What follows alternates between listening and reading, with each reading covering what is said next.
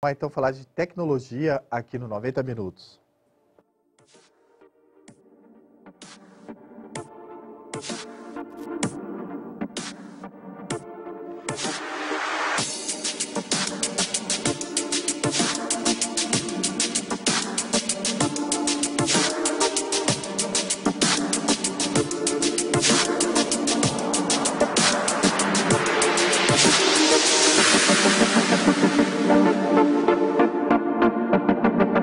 Ao meu lado, Alex Fernando, trazendo as principais novidades, as últimas notícias da área da tecnologia. Alex, muito bom dia. Bom dia, Marcos.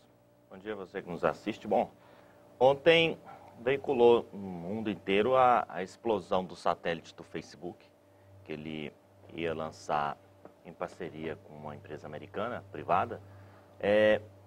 A ideia dele era, já tem algum tempo, que ele anunciou que ele levaria a internet ao planeta inteiro. Porque hoje, basicamente, metade da população mundial não tem acesso à internet, principalmente em continentes como o africano. A ideia dele era colocar alguns satélites em órbita para que pudesse levar a internet para essas regiões que hoje não são atendidas. O de ontem era para ser o primeiro satélite do projeto e, por uma falha, ele acabou explodindo ainda no teste. Não nem seria o lançamento seria feito dia 2, hoje, né? Uhum. E um dia antes acabou acontecendo isso e vai ter que adiar os planos.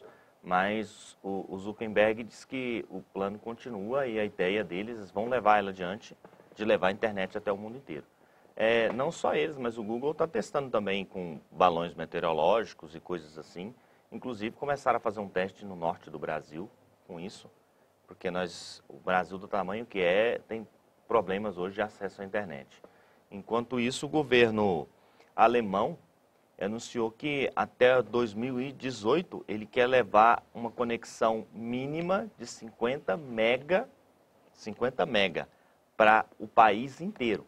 Só lembrando que a Alemanha é bem menor do que a gente, mas hoje 70% da população alemã já conta com uma internet mais rápida do que essa. Está faltando 30%, basicamente, são aquelas regiões mais afastadas. E para isso, ele está investindo, até 2018, 2,6 bilhões de euros para isso. Foi feito um levantamento no Brasil e o valor apontado seria até um pouco menor do que isso, para levar uma internet para o Brasil inteiro. Hoje, basicamente, tem muita região do país que não é atendida. O norte do país, hoje, você trabalha com uma velocidade de internet que o cara não consegue assistir um videozinho, uma videoaula, educação à distância, por exemplo, naquele local não dá. O cara tem que colocar o vídeo para carregar e fazer almoço ou fazer alguma outra atividade 1 hora depois para assistir um videozinho de 30 minutos, 40 minutos.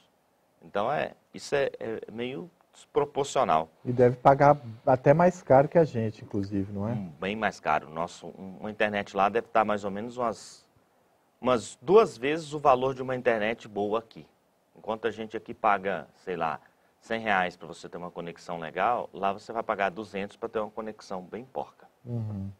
E isso não tem muita previsão de melhorar. A Dilma tinha prometido uma internet para o Brasil inteiro ainda no primeiro mandato dela. Ela terminou o mandato e não foi. Refez a promessa para esse segundo mandato, mas ela não cumpriu foi nada. E ela saiu sem largar nada implementado. Nós continuamos com uma das piores internets do mundo e, basicamente, a internet no Brasil ela atende pequenos nichos, são pequenas regiões no Brasil que têm uma velocidade aceitável. O restante trabalha muito com provedorzinhos a rádio, que a internet é bem ruinzinha e ainda tem aquele problema de que quando chove, todo mundo reclama que a internet cai. E as empresas, não caberiam a elas também expandir as redes, não, Alex? Olha, eles alegam que a rentabilidade é baixa. E a Anatel, quem era responsável por cobrar isso, quando foi privatizado, foi instituído que teria uma agência reguladora, que ela seria governamental e que ela cobraria, inclusive ela impuseria as regras, que é necessário, por exemplo, a quantidade mínima de orelhões que deveria ter, a quantidade de acesso de pontos de internet que deveria ter, cobertura de celular no país. Bom, a única parte que cumpriu foi a parte do número de orelhões. E isso agora, por pressão das operadoras, está diminuindo esse número. Até porque tem muito orelhão que ele não é usado há meses. Uhum. E agora, a parte de internet, ironicamente, eles não cobram, tá nem aí. A operadora, ela só quer atender, basicamente, eixo Rio-São Paulo, só a região metropolitana, porque o lucro é muito bom. Tanto que, num leilão qualquer, numa banda, eles pagam bilhões para ter acesso àquilo lá. Uhum. Afinal, o investimento deles seria menor, porque são poucos equipamentos concentrados numa região pequena e uma quantidade de usuário muito grande. O restante do país não precisa. Agora, imagina, o cara vai montar uma estrutura milionária lá no Acre, por exemplo, para ele ter, sei lá, 50 usuários. Para ele não compensa isso, não dá o retorno que ele espera. E a Anatel, que deveria cobrar, ela, na verdade, está achando que eles estão ganhando pouco dinheiro, quer colocar a cota. A franquia lá que a ONU já disse que isso vai na contramão do mundo, o mundo inteiro não usa isso. E no Brasil, ironicamente, ela não está muito preocupada com isso. E por causa desse tipo de discrepância que nós temos aqui, enquanto a gente não tiver uma agência reguladora que fique do lado da população, nós vamos ter esse tipo de coisa. O mesmo acontece com empresa de ônibus. Não é muito normal uma empresa de ônibus ela querer acessar só uma região que para ela é mais lucrativa e não atender as regiões onde não tem muito passageiro. Mas aí vai lá a agência reguladora e diz que não. Para você atender essa região que é lucrativa, você vai ter que atender também aquela que não é lucrativa. Porque, afinal de contas, o cidadão ele tem que ter o direito de ir e vir nos outros pontos. E você junta tudo no mesmo balaio e faz suas contas no valor que deveria ser. Bom, a IBM ela tem um produto de inteligência artificial que está sendo muito utilizado com fins corporativos e uma produtora de cinema procurou ela para que fosse utilizado a tecnologia dela de inteligência artificial para produzir um trailer de um filme. E o filme é o Morgan, que basicamente ele trabalha com a ideia de inteligência artificial e todo o medo que a população tem de que isso possa um dia vir a dominar os humanos, aquele velho ideia lá que o cinema norte-americano ele tenta plantar já tem umas 3 décadas. E a inteligência artificial da IBM, quando conseguiu produzir um trailer, o filme chama Morgan, qualquer um consegue assistir o trailer dele hoje no YouTube.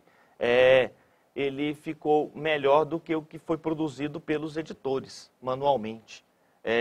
Foi feita a coisa, o que ele basicamente ele fez? Ele assistiu o software 100 filmes do mesmo estilo e ele analisou lá vários aspectos do filme, inclusive as expressões faciais das pessoas, para ele analisar, por exemplo, a emoção e aquela parte que fosse mais chocante para se produzir um trailer.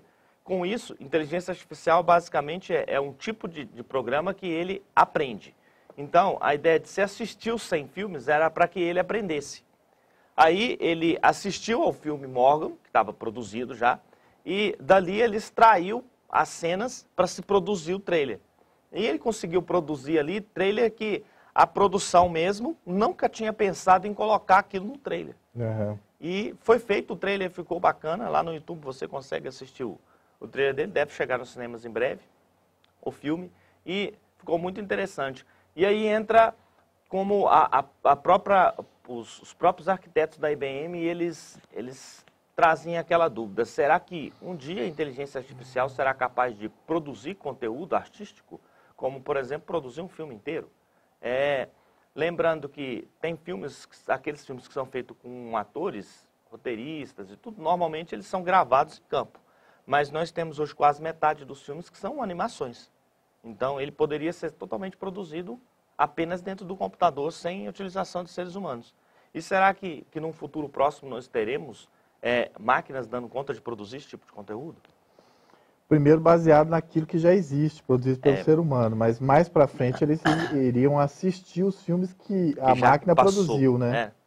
Então chegaria um momento que a gente teria um filme feito por uma máquina e inspirado em outro filme feito por uma máquina, né?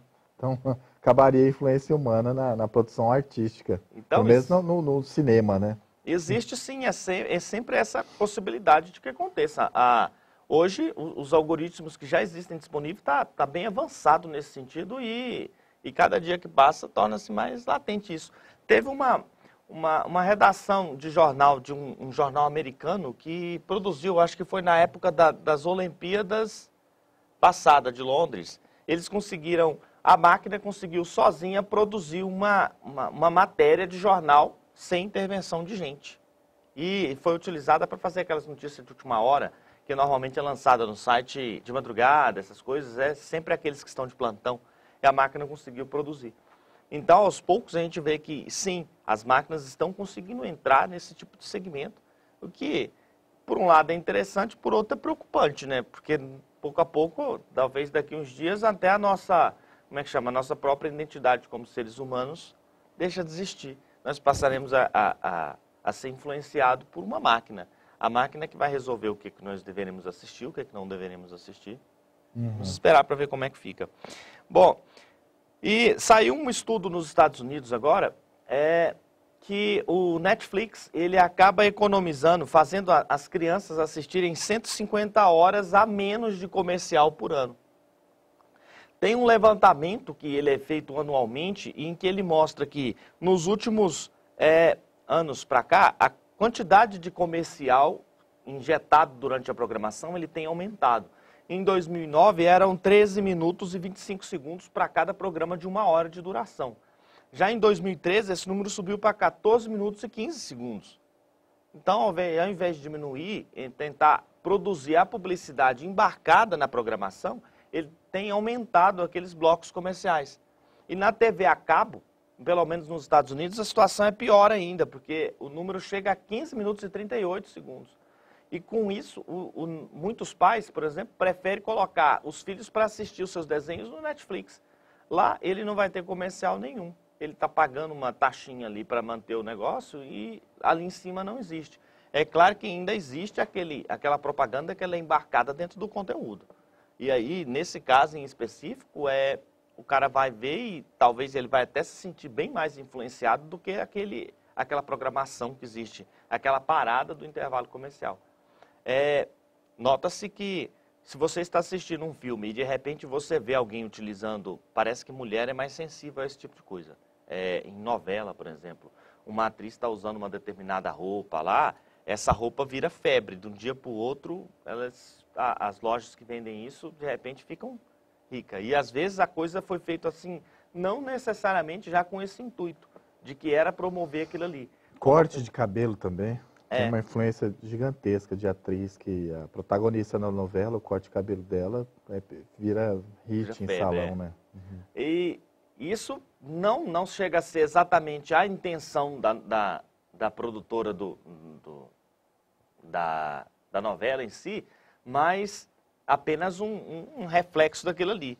Ela normalmente faz quando ela tenta te induzir a comprar um produto de uma empresa de shampoo específico, um perfume, ou utilizar um serviço de um determinado banco. Tem um banco muito famoso que praticamente toda a programação da Globo tem ele.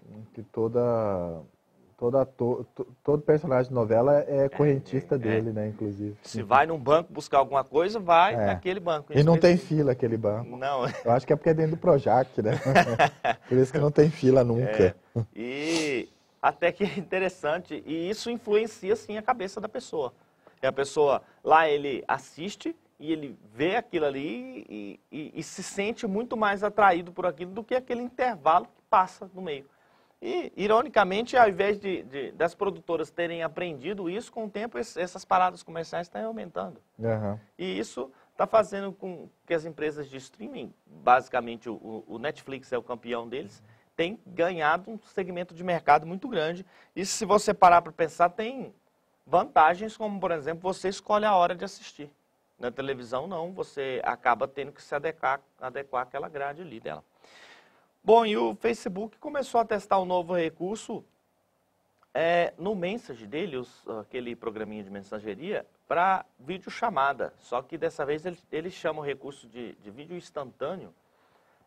Ele não vai pegar a tela toda do dispositivo. Hoje a videochamada normalmente é quando você chama, ele mostra na tela inteira do dispositivo a câmera da outra pessoa e na sua tela, a sua câmera aparece para você numa janelinha pequenininha aqui em cima. Todo mundo já deve ter visto isso. Eles alegam que a videochamada não é muito utilizada, principalmente porque as pessoas elas se sentem meio incomodadas com a ideia de o outro estar me vendo. Então eu tenho que preparar para esse momento. Então não é como eu pegar o telefone e ligar para alguém. Automaticamente eu vou ter que estar preparado assim, dessa maneira, vou ter que estar vestido de tal forma. Como se você estivesse indo para uma reunião com a pessoa, né? E esse tipo de coisa acaba colocando muita formalidade nisso. A ideia do Facebook é tentar tornar isso mais informal. Ele, ao invés de trazer a tela toda, ele vai trazer apenas um quadradinho pequenininho no canto, da mesma forma que você via a sua imagem ali com a câmera da outra pessoa. Então, por exemplo, no aplicativo ali você vai estar vendo a janela do chat normal, só que ali no cantinho a câmera da outra pessoa. Porque a ideia é tornar, por exemplo, uma coisa mais pessoal. Por exemplo, eu estou na rua e vi uma determinada coisa, por exemplo, eu vi uma roupa que eu gostei. Aí eu quero pedir uma opinião para alguém, por exemplo. Eu simplesmente chamo essa pessoa ali eu abro o negócio e mostro, olha, o que você achou? Entendeu? E aí a pessoa dá a opinião dela ali e você está vendo a expressão que a pessoa tem na hora. Essa é a ideia deles ao colocar esse tipo de dispositivo. Isso está entrando agora nos aplicativos. Aparece um sinal de uma câmerazinha piscando do lado direito superior, ela serve para essa função. E, além disso, o Instagram ele anunciou que ele vai começar agora a sugerir aquelas mensagens instantâneas, sabe? A ideia do Snapchat que foi para dentro do Instagram, ele vai começar a sugerir aquilo ali de pessoas que você não conhece na sua linha de tempo. Automaticamente hoje, basicamente, você só vê as pessoas que você já conhece. Como ele vai começar a sugerir pessoas com base em amigos em comum, interesses em comum, ou mesmo a região, a ideia dele é chamar mais atenção para esse tipo de recurso, para fazer com que as pessoas passem a utilizar ele mais. A ideia básica por trás disso é muito simples, é quebrar o rival, que ela tentou comprar uma vez e ele não quis vender. Aí agora ela entra com uma prática comercial em cima que muito provavelmente vai surtir efeito. Talvez em alguns meses nós vamos ver o Snap perder mercado até chegar ao ponto em que ele para de funcionar. Bom, e uma coisa que é preocupante é um projeto de lei de um deputado, Fábio Rodrigues, ele é do Partido Republicano da Ordem Social, o PROS. Ele apresentou um projeto em 2013 à Câmara dos Deputados, o projeto de número 5.596. A ideia do projeto era proibir qualquer tipo de aplicativo como o Waze. Para quem não conhece o Waze é um aplicativo de GPS colaborativo, que ele permite, por exemplo, que você, sendo o usuário disso, você está na rua, você vê ali por exemplo, um determinado ponto onde tem um acidente de trânsito, está engarrafado, você vai lá no aplicativo e reporta, aqui está engarrafado. Porque aí outras pessoas que usam o sistema, ele vê, olha, esse trecho está engarrafado porque é um acidente ou alguma coisa que aconteceu. Essa é a ideia da rede colaborativa em cima, que todos possam opinar e acaba ajudando para o bem comum. Só porque ele é utilizado, além disso, para coisas como, por exemplo, aqui nesse lugar eu estou parado e tem uma blitz policial aqui. Eu vou lá e marco, nesse lugar tem uma blitz policial. Aí aquela pessoa que ele não quer passar na blitz, seja lá qual for o motivo, não costuma ser boa coisa. Ele vai mudar o trajeto dele para não passar ali onde está a blitz. Isso acontece hoje no caso do Waze, mas acontece nos grupos do WhatsApp, acontece para tudo tem isso. A ideia do deputado, que por sinal ele é militar, era proibir esse tipo de aplicativo no Brasil. Sendo que era ou banir o aplicativo de vez ou dar uma multa de R$50 mil, uma coisa meio descabida, para quem utilizar esse tipo de recurso. Ironicamente, esse tipo de coisa não tirando o mérito de que realmente, se a pessoa avisa que ali tem uma blitz, muito provavelmente, por exemplo, uma pessoa que esteja foragido da justiça, provavelmente ele não vai passar ali, tá? Porque pode acontecer da polícia parar ele, pode acontecer de não, mas o cara não vai correr o risco. Nesse caso, o que acontece você acaba ajudando muitas vezes um marginal, concorda? Então, realmente não é legal esse tipo de coisa. Mas acontece que quando você começa a colocar barreiras, você acaba fechando a internet. Vai chegar um ponto que nós passamos a fazer parte daquele grupo de países onde a internet é totalmente controlada. E o mau uso do aplicativo por alguns faz com que uma lei seja proibida, porque o Waze é excelente para ajudar você a localizar um caminho. A questão da barreira eletrônica eu acho interessante também, porque ele avisa que tem uma barreira ali e o objetivo da barreira eletrônica é que você diminua a velocidade, não é para ser uma surpresa e te pegar numa multa. Eu acho legal também, mas essa parte da blitz aí é o que pega, né? No caso da barreira e das blitz, é a maneira como o Brasil costuma fazer, que é um tanto estranho. Aqui costuma se utilizar de uma blitz policial, ela para num determinado canto para se pegar, todo mundo sabe que é para pegar documento de carro atrasado. Uhum. Basicamente, essa é a finalidade. E aí, às vezes, acontece de pegar um carro roubado ou um foragido. Aí tem a lei seca também, que é importante a blitz para tentar tirar bêbado da rua, né? Agora, é muito comum nos outros países, a viatura policial que ela está passando, ela viu algo suspeito, ela para aquele carro para verificar, tá? Esse é mais eficiente e nesse tipo de modalidade não dá para avisar. Como é que eu vou sair avisando, no mapa, eu vi uma viatura da polícia aqui, eu vi uma viatura da polícia ali, não tem como. Entendeu? E esse tipo de coisa, se fosse feito assim, a abordagem policial fosse dessa maneira, ele continuou andando. No Chile, eles têm até um dispositivo em cima do teto da viatura. Quando um policial para abordar alguém, o dispositivo fica escaneando as placas e se passou um carro ali que, por exemplo, é roubado, vai avisar o policial que está lá. Ou ele pode perseguir ou ele vai cantar no rádio ali para outro policial. Acabou de passar aqui um carro assim. Uhum. Esse tipo de abordagem também não tem como você avisar. Você vai avisar que o policial está parado ali, daí 2 minutos ele não dá mais. Então, seja na hora de mudar a maneira de se fazer e não ir lá e sacrificar um aplicativo como esse. Ok. Alex, até a próxima. Até a próxima. Muito bem, com isso a gente encerra a edição de hoje do 90 Minutos. Lembrando a você que a partir das 5 da tarde tem o Orisvaldo Pires e o Lucivan Machado na apresentação do Jornal dos 5. Eu volto na segunda-feira a partir das 8 da manhã. Um grande abraço, um excelente final de semana.